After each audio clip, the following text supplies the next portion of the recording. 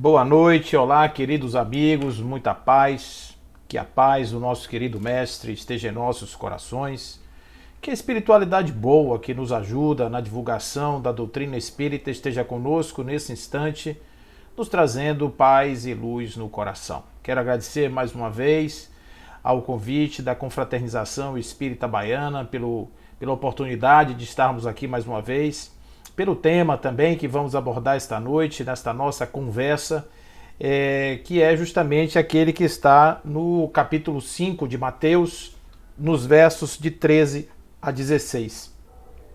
E é justamente sobre esse assunto que versa a nossa conversa e iniciamos aqui uma viagem que é importante, uma viagem no tempo. A gente precisa ir naquele lugar especificamente onde essas palavras que estão aqui no Evangelho de Mateus foram ditas. Estamos falando sobre o Monte Curum-Ratã. Naquela época, Jesus se reunia com seus discípulos, talvez no cair da tarde, ou talvez em um horário específico do dia, para dar-lhes instruções a respeito da sua missão, daquilo que seria a sua missão. E é justamente nesse lugar que ele vai ter uma conversa particular com os seus discípulos, só que uma conversa que foi aberta, uma conversa que, embora tenha sido direcionada inicialmente para aqueles que eram os mais próximos, mas havia uma multidão, uma multidão de pessoas que estavam próximas ali para ouvir o que Jesus tinha para dizer. Depois de ter versado sobre as bem-aventuranças, Jesus falava sobre a missão desses discípulos e dizia duas frases extremamente importantes que ficariam na memória deles para sempre. E aí a gente tem que entender como isso entrou e como isso ficou na alma deles e reverbera até hoje em nós, para que nós possamos compreender realmente os sentidos dessas palavras, o sentido dessas palavras de Jesus. Jesus dizia: vós sois o sal da terra. Se, porém, o sal tornar-se insosso, com que se há de salgar? Para nada mais presta, senão para, lançado fora, ser pisado pelos homens. Vós sois a luz do mundo. Não se pode ocultar uma cidade situada sobre o monte, nem se acende uma candeia colocando-a debaixo do módio, mas sobre o candeeiro, e assim iluminando todos os que estão na casa. Então, o que será que Jesus quis dizer com isso? Bom, a primeira coisa que a gente tem que entender são as forças das metáforas. Jesus falava por metáforas. E as metáforas que Jesus utilizava, usando um modelo de comunicação típico ali da Palestina, do século I, que eram as parábolas, Jesus estava dizendo em uma comparação sobre a alma e sobre a finalidade da vida de cada um daqueles homens. Falava sobre o sal e falava sobre a luz. E aí, claro, as duas coisas elas estão imbricadas. Se nós formos refletir sobre a luz, num primeiro momento, qual seria a luz que Jesus estaria se referindo a qual seria? Que luz é essa que Jesus se refere? Então Jesus está falando de algo que está além da compreensão lógica dos homens. Jesus está falando de algo que está para além daquilo que poderia eventualmente ser manifestado por ações exteriores. Jesus está falando de um brilhar interior. Jesus está falando de uma luz que emerge do centro do ser e que deve ser, portanto, a finalidade principal da vida desses discípulos como missão, fazer brilhar a sua luz. Esta luz que está no imo do ser é exatamente aquilo que posteriormente nós vamos compreender como a essência de Deus em nós. Essa essência de Deus, que é essa luz que vibra em nossa alma, que permite que nós nos tornemos diferentes, que sejamos capazes de compreender o mundo de um outro jeito, que possamos esparzir essa luz à medida em que ela se mostre, essa luz, essa conquista, é o grande objetivo colocado aqui por Jesus e, portanto, é esta a missão dos seus discípulos. De nada adianta eles serem mensageiros de uma palavra se eles não carregarem na sua essência, na sua vida, na sua missão de vida, a finalidade da sua vida. Se não for essa, nada disso vai servir. Ou seja, eles precisam trazer para além das palavras um viver, uma experimentação, uma vivência extremamente poderosa que vai lhes dar a condição de verdadeiramente atestar pelos seus gestos, pelos seus atos, pela vida que eles vão viver, eles vão atestar de fato a veracidade e a força das palavras trazidas por Jesus. Porque se Jesus traz uma mensagem que ela é libertadora, é preciso que ela liberte. Se Jesus traz uma mensagem de cura, é preciso que ela cure. Se Jesus traz uma mensagem de desenvolvimento e progresso, é preciso que ela desenvolva e progrida. Porque se assim não for, ela é apenas ideias que vão passando de ouvido em boca, boca ouvido, e sem nenhum tipo de experiência prática. Então, a busca interior pela luz e a revelação da luz de Deus, essa seria então a missão dos discípulos. Como é que esses homens simples vão fazer isso? Observe o grande desafio que é essa empreitada. Observe também que o manancial humano, o material humano que Jesus se serve para fazer isso era o pior possível. Jesus não se serviu de pessoas iniciadas. Jesus não se serviu de letrados. Jesus não se serviu de doutos nem de professores da lei. Ele se serviu dos ignorantes e dos simples. Ele foi em busca dos iletrados. Ele foi em busca daqueles que viviam nas suas profissões comuns, pescadores, coletores de impostos, pessoas que andavam por aí. Ele foi se servindo inicialmente, claro, como referência dele, ele foi buscar pessoas próximas, parentes, uns irmãos de outros, e ele foi arregimentando dentro de uma empresa familiar aqueles que seriam os seus prosélitos iniciais e seriam o material humano que ele seria capaz de mostrar através da vivência como estes indivíduos, com essas limitações todas, eles poderiam se transformar em seres iluminados. O fato dele dizer que eles eram luz não significava dizer que eles tinham a capacidade de soerguimento, que eles tinham a capacidade de apresentação como tal, como luz. É porque a gente sabe que luz brilha, mas é um brilho natural, não pode ser um brilho artificial. A luz que brilha tem que ser uma luz verdadeira. É como a luz do sol, ela não é artificial, ela é real. O sol não brilha para uns e outros, brilha para todos. O sol, mesmo que as nuvens estejam à sua frente, o sol continuará brilhando sempre e vai estar sempre com a mesma intensidade de calor e de luz. Pode ser que a nuvem vai obnubilando, vai impedindo a chegada dos raios àqueles que estão sob a nuvem, mas o sol persistentemente estará dia após dia ali trazendo informações de luz para aquelas pessoas. Então, a primeira coisa que o discípulo precisa entender é que não precisa que a luz necessariamente chegue. É preciso que ela saia. Esse é o primeiro ensinamento. Porque muitas vezes a pessoa que vai exercer um processo de transformação fica chocado porque aquele outro que está diante da sua frente não percebe. Não consegue captar que aquela luz existe e, ao contrário, lhe devolve mensagens sombrias, mensagens de sombra. E a pessoa fica na dúvida sem saber, será que realmente eu estou levando a luz?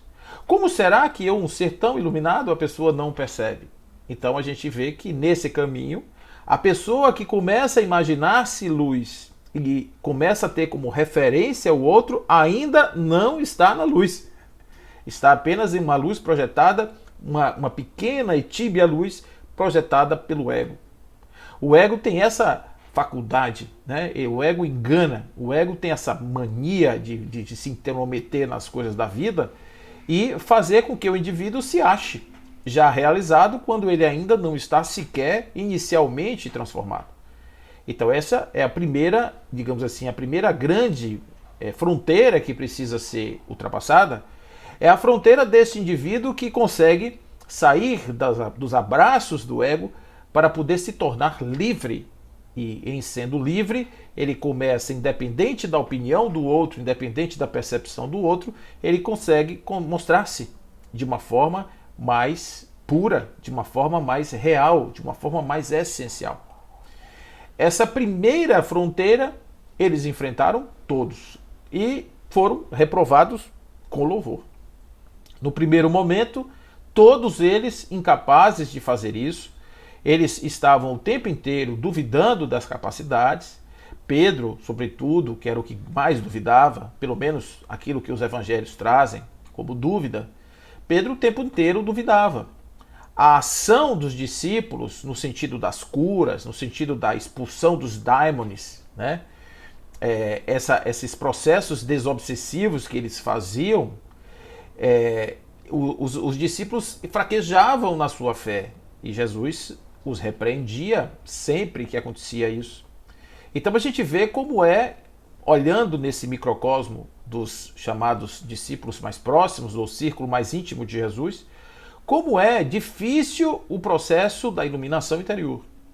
Quando a gente vê hoje Joana de Ângeles, a gente vê Irmãs do Fogo, a gente vê muitos espíritos falando sobre iluminação interior, e a gente vê o autoconhecimento, o autodescobrimento como via necessária para isso, a gente imagina que seja assim, um parar, uma meditação, e aí as vozes vão começar a pulular e a gente vai começar a se conhecer. Olá, tudo bem? Como vai? Não é bem assim. É um processo de escultura, né? É quase que uma escultura que você vai fazendo de fora para dentro. Você vai tirando aquilo que não é a pessoa, que são as ilusões, que são as fantasias, que são as coisas que não pertencem ao eu. Você vai tirando e vai revelando algo que está no ímã do ser, que é esse self divino, essa estrutura do eu que está tentando aparecer, mas que dado o nosso processo evolutivo, é abafada pelas nossas visões curtas. Aqui na Terra, por exemplo, nós temos uma dificuldade muito grande, encarnados, que é a forma física desse corpo. Ele é muito denso. E como ele é denso, as energias que ele manipula são densas. E energias densas, elas são energias exteriores, são energias do mundo. São energias da pedra, são energias do magma, são energias da água, são energias dessas forças aglutinantes da matéria no planeta Terra. Nós lidamos bem com isso. Compreendemos, tateamos, ponderamos, criamos a possibilidade de manipular isso, né? Então nós lidamos bem com essa camada mais densa do fluxo energético. Mas o pensamento, que é um pouco mais sutil, ele também está influenciado pela matéria. É por esse motivo que o mundo ele é muito premente de necessidades e faz o tempo inteiro, chama a atenção o tempo inteiro do indivíduo para fora, para que o indivíduo seja distraído, para que o indivíduo se perca nessa sua possibilidade de autocompreensão. Então, autocompreender-se é difícil porque nós estamos sendo chamados sempre para fora. Estamos sempre atendendo aos reclames do mundo. Uma hora é uma necessidade material, outra hora é uma demanda alheia, é alguma coisa que vai levando o esforço, o gasto, o dispêndio de energia psíquica para resolver, às vezes, esses embates entre seres humanos, disputa de ideias, enfim. Tudo que leva a um desequilíbrio faz com que o indivíduo deixe de estar na sua busca interior e passe a olhar exclusivamente para fora. Então, para esses homens que eram homens do povo, homens da terra, homens da água, homens da pesca, né? Eram esses homens que viviam a realidade mundana todos os dias, eles estavam distraídos para o mundo, né? O discípulo Paulo, o apóstolo, né? Quando ele vai fazer sua peregrinação nas igrejas que fundou, ele tinha uma dificuldade justamente porque nos lugares onde ele passava, nesse mundo dos gentios, havia muita promiscuidade. E Paulo levava uma mensagem que era oposta à questão da promiscuidade. Ele levava uma ideia de uma paz, de um amor, da caridade. Aquele amor que, mesmo que você entregasse tudo que você tem e desse para os pobres, fizesse lá o dever que Jesus passou para o menino rico, mesmo que você pegasse seu corpo e jogasse nas chamas, como fizeram os primeiros mártires, né? Mesmo que fizesse tudo isso, mas se não houvesse uma transformação interior, se o coração não tivesse pacificado, nada disso adiantaria. Então essa mensagem está ali agora também vivida por aqueles primeiros do seu círculo íntimo. Então como fazer para ter essa luz interior? Observe. Essa luz interior é uma busca incessante do ser que precisa constantemente, dioturnamente, trabalhar para produzir uma vontade, um querer de empreender essa busca e superar as limitações impostas pelo mundo denso, as distrações que são cotidianas do mundo denso, para que nós possamos então ter um tempo de ouvir aquilo que se cala quando estamos abafando um eu em elaboração. A questão 133 de O Livro dos Espíritos diz que nós saímos da simplicidade e ignorância e vamos, conforme questão 132, em direção à perfeição. Então observe que a nossa origem é a obscuridade e o nosso destino é a luz. Chamamos de luz porque a luz é o aclarar da consciência sobre a percepção de uma totalidade. Enquanto você está no lugar e você não consegue enxergar o que está ali, ou você tem uma limitação no seu campo visual, ou a luz incidente sobre as coisas não é suficiente para que você veja tudo. Então chamamos de sombra aquilo que não conseguimos enxergar, aonde não existe presença da consciência, que é a expressão da luz. Então a luz aqui nesse caso é a luz que é a consciência que vê as coisas como as coisas são. Outra dificuldade que existe muito grande em relação a essa questão, né, que para nós hoje ainda é uma dificuldade, para aqueles homens lá então eles falam, que é a questão da chamada mundividência, ou o chamado imaginário, ou o chamado plano, modelo mental. Isso é muito interessante porque, como nós, nessa matéria densa ainda, nesse corpo, que somos o tempo inteiro premidos pelas sensações e pela densidade, etc., esse corpo ele é dirigido por um aparelho chamado cérebro. E mais que a gente defenda as memórias extracerebrais, por mais que a gente diga que o espírito é a fonte de todo pensamento, todo querer e toda vontade, o cérebro é o aparelho que, sensibilizado por um querer espiritual, manifesta no corpo, na essência do ânimo, do ser que está animado, manifesta esse querer, essa vontade, esse pensamento. Então observe que se o cérebro for danificado, o espírito grita e o corpo não responde. Porque ele precisa do instrumento para poder fazer a interface com os mecanismos de expressão do corpo. E este cérebro, ele é basicamente um conjunto de redes neurais.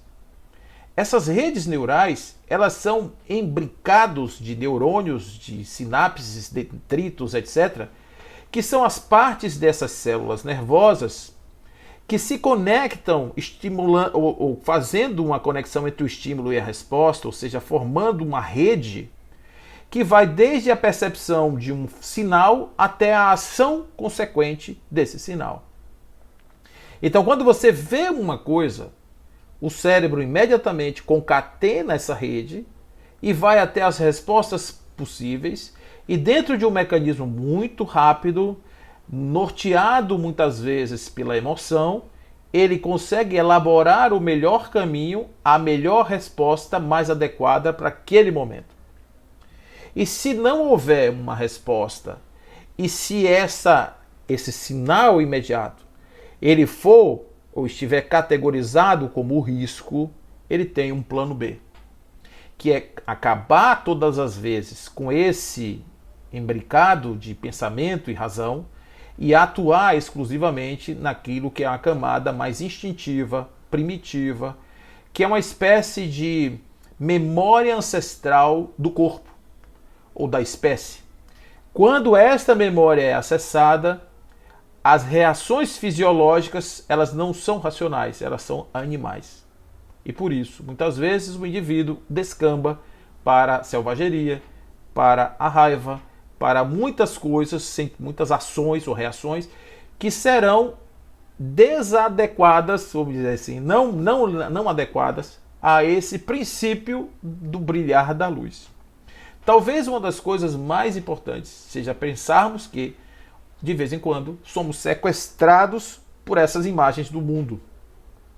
Então, se uma pessoa tem medo, por exemplo, de alguma coisa, se uma pessoa tem receio de alguma coisa, esse receio ele vai constituir em um primeiro nível, um primeiro filtro de percepção sensorial, e quando a impressão chegar nesse filtro, ele vai imediatamente detectar a fonte do medo na origem do estímulo e vai direcionar a ação consequente para o campo do instinto e, portanto, o indivíduo vai ter a ação de luta, de fuga ou de paralisação.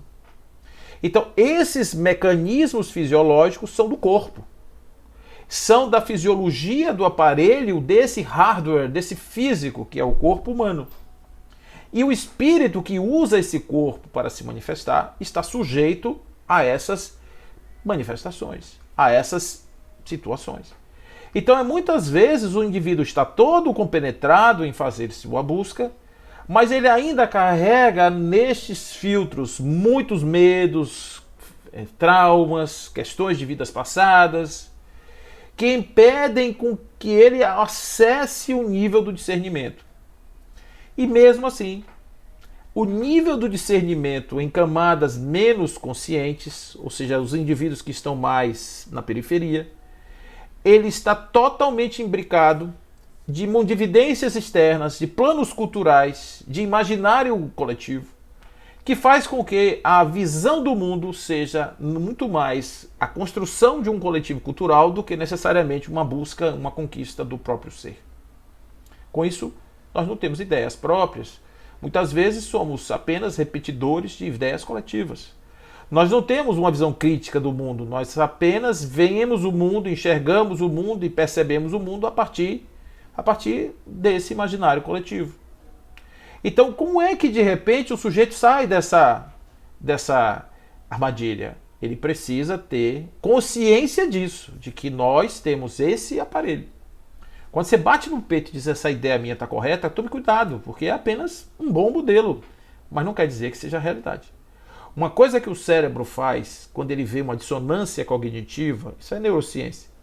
Você tem um olhar de um objeto, mas falta um pedaço nesse objeto. Imediatamente o cérebro corrige.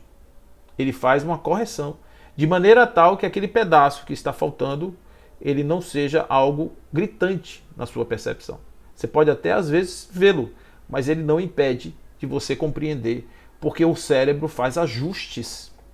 Da mesma forma que ele ajusta a questão dos objetos, ele ajusta os conceitos.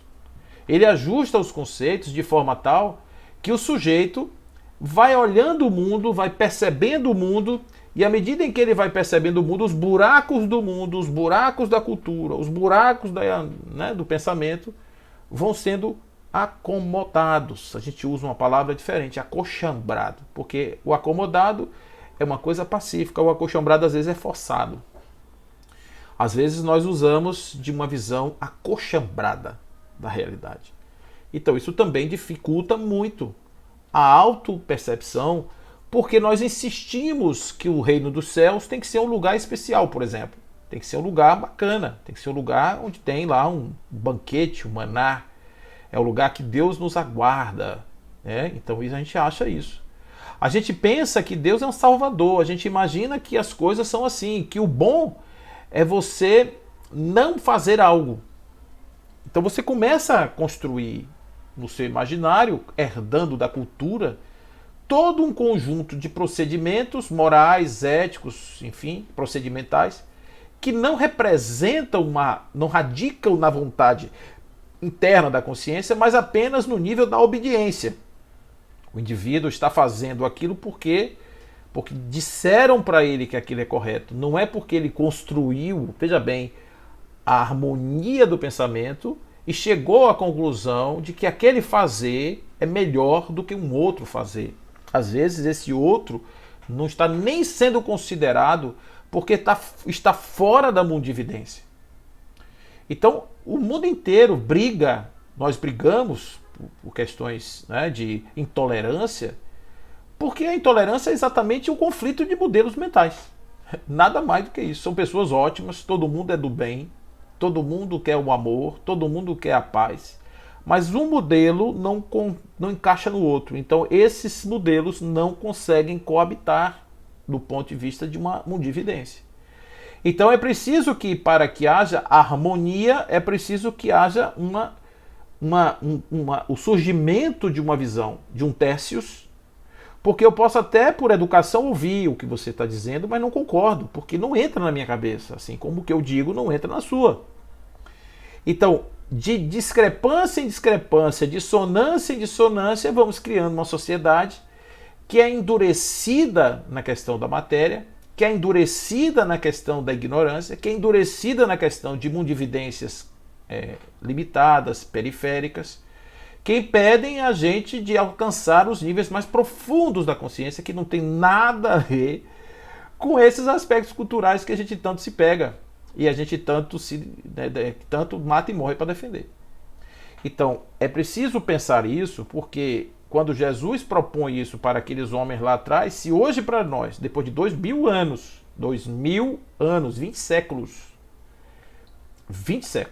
depois de 20 séculos para nós ainda é difícil compreender, ainda há pessoas que não entendem isso e acham que o que eu penso é de uma lógica aristotélica, uma lógica cartesiana absurda e que nada pode estar errado do meu pensar, é sinal de que a gente ainda não compreendeu que a chave do autoconhecimento está na ideia de que o que eu sei pode ser um nada sei.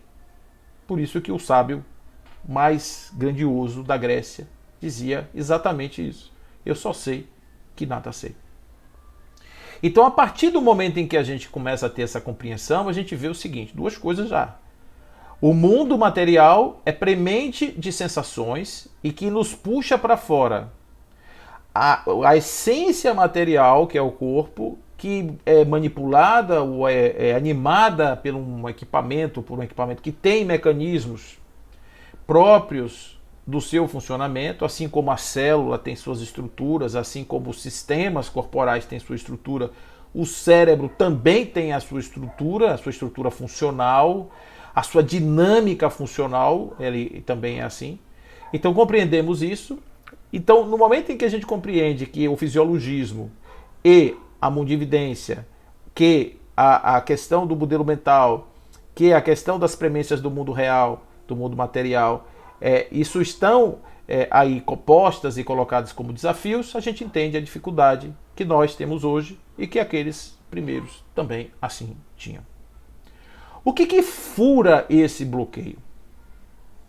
Existe uma característica, né, uma potência da alma, como diria Leon Denis, que é capaz de fazer furarmos esta fronteira.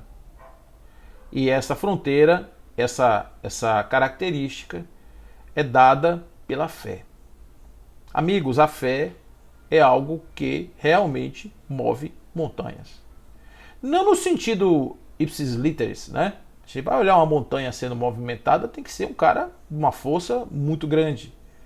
Mas a montanha, aqui no caso, ela é uma construção hipotética de que mesmo amontoado de ideias podem ser simplesmente movidas de lado por um querer, por uma vontade, por um ato de uma vontade.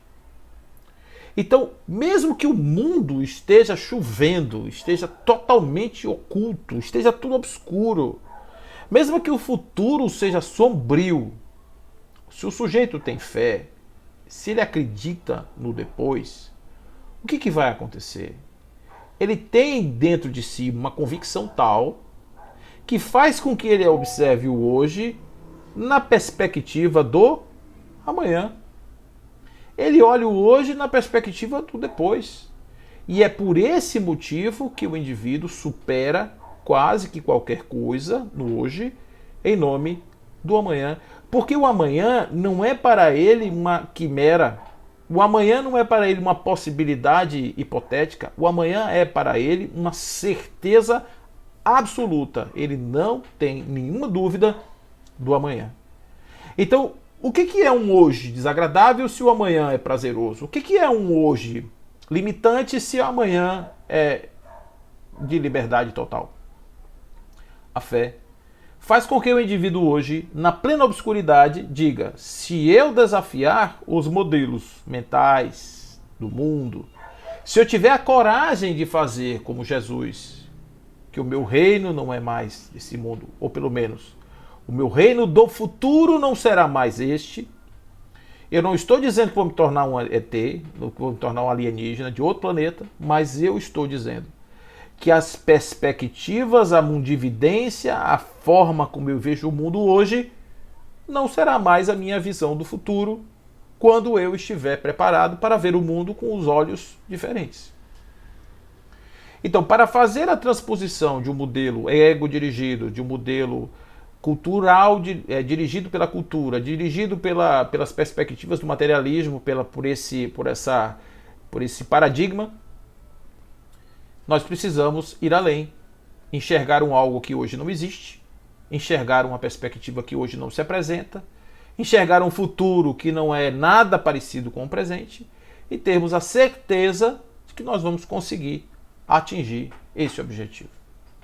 E aí eu começo a pensar na palavra que Jesus traz para os seus discípulos, porque ele não diz assim, ó, traga a luz para o seu coração, adquira a luz, né, no plano espiritual. Não está falando isso, está dizendo, brilhe a vossa luz. Seja luz do mundo. Então é no afirmativo presente, ou seja, não é algo que eu vou ter, é algo que eu tenho. É algo que eu só não consegui fazer, mas eu tenho como objetivo, como meta, um vir a ser, um fazer no futuro. E isso, claro, é algo que é extremamente alegre, nos alegra muito. Porque nós temos essa possibilidade. Existe no homem uma potência na alma, que é a própria luz, porque vem da essência de Deus, que nós compreendemos que, como somos emanações do divino, carregamos em nós a potência da luz em nossa alma, carregamos em nós a plena consciência, né? a chamada oniconsciência, o omniconsciência. Nós temos a capacidade de nos perceber no entorno, inclusive, entender as coisas em forma plena, porque a tendência da consciência é realizar-se em totalidade em torno de si. A consciência como ente consciente, como ente capaz de perceber, ele tem como futuro a compreensão total de tudo que ele pode compreender. Por isso é evolutiva. A consciência é evolutiva. Porque ela tem como avidez conhecer a plenitude de tudo que pode ser conhecido. Isso é uma bênção. Porque a ignorância nos leva a obnubilar essa capacidade, a diminuir a força dessa capacidade e, consequentemente, a gente, na ignorância, não tem nem ânimo para fazer nada. A gente nem enxerga isso, nem pensa nisso. Mas Jesus vem nos lembrar que existe essa possibilidade. E quando essa possibilidade se realiza e a consciência se atualiza em plena potência, ela consegue ter a possibilidade de mostrar-se mesmo no físico, mesmo através de um aparelho como esse, totalmente cheio de limitações, consegue mostrar-se muito mais lúcida, aí a ideia de luz, né? Lúcida vem de lucidez, né? Vem dessa capacidade de emitir luz. Então, é muito mais lúcida do que uma mente, um ente, né, que é potencialmente consciente, que fica adormecido. Paulo usava essa expressão do desperta tu que dormes. Ele dizia para acordar, as pessoas acordarem, porque iria chegar um momento em que eles seriam chamados se estivesse dormindo, ou se não estivesse fazendo as suas atividades cotidianas de forma consciente, se tivesse deixado adormecer-se dos sentidos e nas sensações, eles não seriam convidados a esse novo reino. Essa era a proposta de Paulo. Assim também é a proposta de Jesus. Olha, que Jesus não está prometendo nada, ele só está dizendo da potência. Ele está dizendo assim, olha, vocês existem para serem luz para o mundo. Portanto, amigos, façam o esforço, primeiro, de acreditar nisso, que vocês têm luz. Segundo, que é possível atingir a luz. Terceiro, de que a luz pode ser obtida aqui mesmo, num plano carnal, o que é algo extremamente ainda negado. Afinal de contas, a Terra ficou relegada a ser um paraíso de dor, de sofrimento, de lamentações, de choros e lamentações. Mas estamos falando de uma nova realidade, uma realidade que realmente ela tem um patamar adicional aos seres do plano atual, para que nós possamos então sair deste lugar para um lugar de uma visão extremamente mais ampla, extremamente mais poderosa que pode nos modificar enquanto seres, e é essa história que Jesus está dizendo. A liberdade que ele trouxe para esses homens não foi uma liberdade assim só do império da lei judaica, nem muito menos da tirania dos romanos. A ideia era o ser se libertar da sua própria amarra da ignorância, da sua própria limitação como ser. Fazer o indivíduo saltar para um patamar elevado, essa era a proposta de Jesus e é até hoje. A gente que não entende, fica achando que Jesus está pedindo para a gente fazer procedimentos. Jesus não pede procedimentos, Jesus pede atitudes. Atitudes de renovação. Então o que adianta eu ser uma pessoa que eu tenha, de certa forma, um discurso coerente com a religiosidade e se eu não faço o menor esforço para que isso, de certa forma, reverbere dentro de mim, me acomodo nas modividências culturais e faço correções absurdas em buracos que existem na minha mundividência para que ele encaixe dentro de um modelo que parece lógico e coerente. Cuidado com isso, viu, gente? Estou falando porque essa ideia, esse entendimento da fisiologia, né, do funcionamento, da visão de mundo, é um ponto importante para que a gente não se iluda com aquilo que a gente tem como certezas absolutas. Tome cuidado com as suas certezas absolutas, porque elas são apenas e tão somente uma forma de você ver o mundo. Existe o oposto, existe um completamente oposto, que é coerente também. A pessoa que pensa oposto a você, ela tem razão, ela tem cognição, ela tem cultura, ela tem intelectualidade, ela só não construiu o mesmo modelo que você. Então por isso vocês discutem. Mas os dois estão com visões extremamente limitadas. Que vai chegar uma hora que um ser vai emergir dessas mundividências polarizadas e vai se colocar como aquele que consegue enxergar num plano mais, não é conciliador, porque o conciliar significa muitas vezes ignorar buracos dos planos culturais, mas ele começa então a ignorar aquilo que é plano cultural de fora para dentro e a vivenciar mais uma essência internalizada que é totalmente harmônica e, portanto, superior a todos os modelos culturais mentais que existem hoje. Então, essa transformação para dentro. O desafio é entrar nesse mundo íntimo de forma verdadeira e não de forma filtrada, velada, escondida, restrita, para que nós possamos, então, ampliando essa nossa percepção, a gente construir uma nova realidade interior, uma nova forma de se ver interiormente. E complementando a sua frase, Jesus diz, na verdade ele começa, falando pelo sal. Né? E o sal, a gente sabe que o sal tinha duas finalidades. A primeira era conservar os alimentos. Então, a ideia da conservação era evitar que ele deperecesse, que o alimento ficasse mais tempo para ser consumido e etc. E a segunda é dar sabor. Né? São duas coisas aparentemente diferentes. É a mesma coisa se você comparar um tempero com a geladeira. Né? Então a geladeira serve para conservar e o tempero para dar sabor. O sal é uma geladeira que dá sabor. Então o sal ele é plural. E essa comparação, essa metáfora que Jesus faz do sal é muito importante, porque aquela pessoa que é sal, ele não somente muda o sabor do ambiente onde ele está, muda a percepção do lugar que ele se encontra, como ele também conserva as coisas do mundo. Ele não é um destruidor, ele é um construtor. Ele dá sabor ao mundo, sem destruir o mundo. Então ele é um agente da paz, por exemplo. O agente da paz, ele muda o sabor do lugar que está sem destruir o lugar. Ele busca construir no meio dos escombros.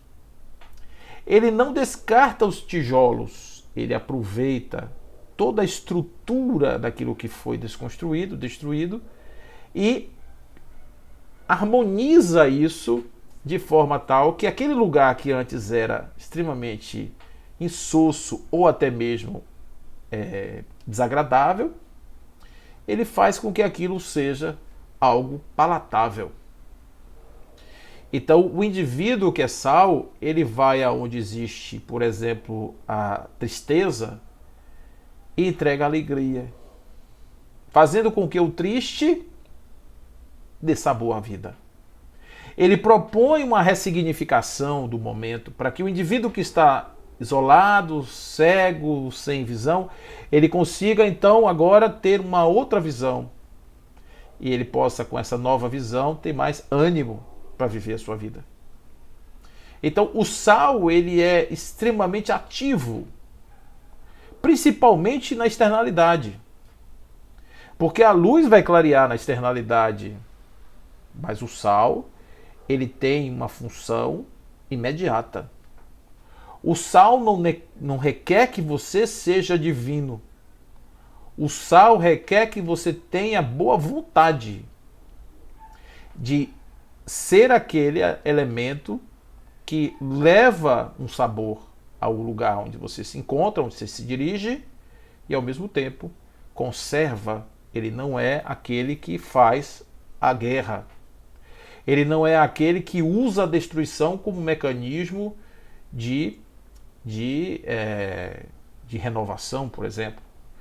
Ele é capaz de compreender de tal sorte que o indivíduo que vai sendo elaborado, mesmo na sua ignorância, ele vai sendo motivado a se modificar.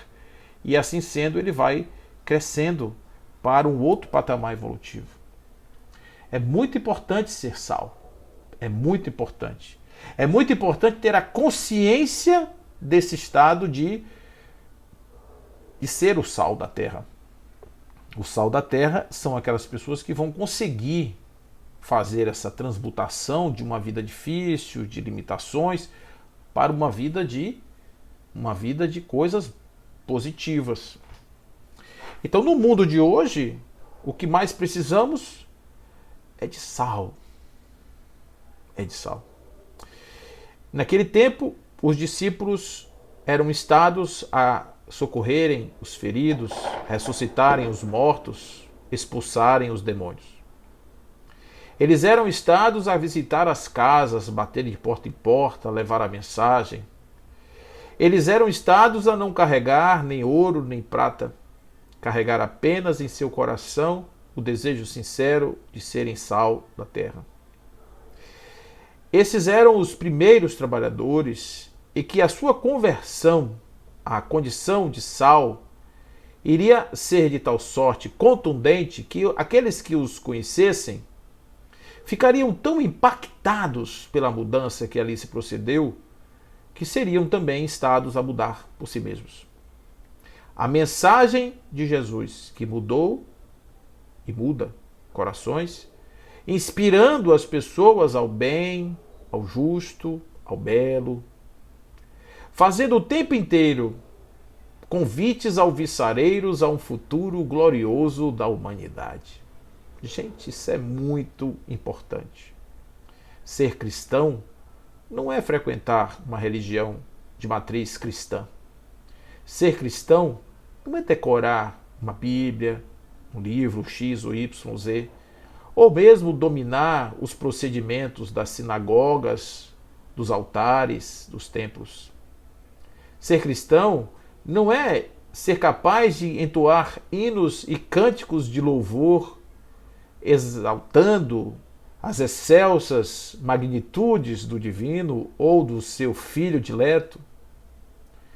Ser cristão não é simplesmente usar uma roupa ou menos um broche ou uma identificação de grupo tal ou qual que possa ser afinado com os ensinamentos trazidos por Jesus. Ser cristão é ser capaz de se transformar. Ser cristão é ser capaz de se transformar no silêncio do quarto interior. Ser cristão é ser capaz de enxergar ao outro como um ser humano independente de raça, de credo e de cor. Ser cristão é como aquele peregrino que sai e tem como missão viajar e desbravar o mundo, não para coletar as pedras, os tesouros que eventualmente haverá de encontrar pelo caminho, mas de tão somente a missão de contemplar as belezas e a diversidade do Criador. Fazer isso dentro de nós, entender a beleza do ser, entender a beleza e a grandeza daquilo que existe na alma, é a nossa missão até hoje.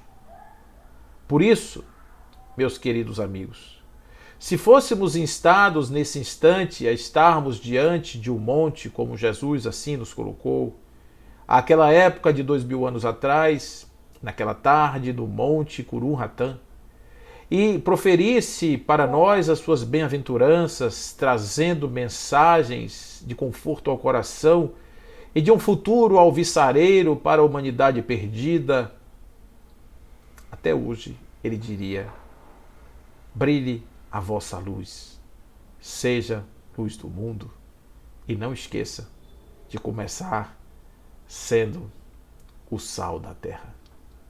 Não esqueça de começar mudando o sabor do mundo e conservando todas as coisas. Que a paz do Cristo reverbere em seus corações e quem sabe um dia possamos ser os postes de Deus instalados no planeta Terra. Muita paz a todos, fiquem com Deus, que assim seja.